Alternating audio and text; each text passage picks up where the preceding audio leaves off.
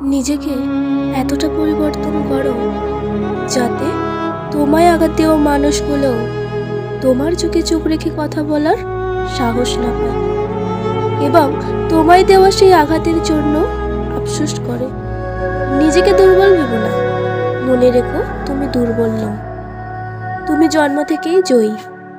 তাই তো সহস্র কোটি শুক্রাণুকে টপকে তোমার জন্ম হয়েছে। তুমি জন্ম থেকেই জয়ী। কারোর কথায় নিজেকে ছোট ভাবার কোনো প্রশ্নই আসে না।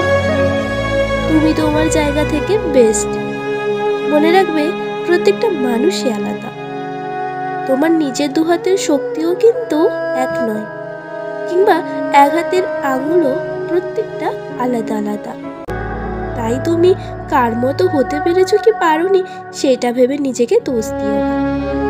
সবসময় নিজের মনের কথা শোনো, এতে ভুল কম হবে এবং হলেও আফসোস থাকবে না। নিজের ইচ্ছা শক্তি যদি অন্যের ওপর চাপিয়ে দাও, নিজের ভালো থাকা যদি তুলে দাও অন্যের হাতে, তাহলেই সেটা হবে তোমার জীবনে করা সবচেয়ে বড় ভুল। তাই নিজের জন্য বাঁচো, নিজের মতো করে বাঁচো। দেখবে জীবন আসলেই কত সুন্দর। মাথা তুলে দাঁড়ানোর যাত্রা কতটা মসৃণ।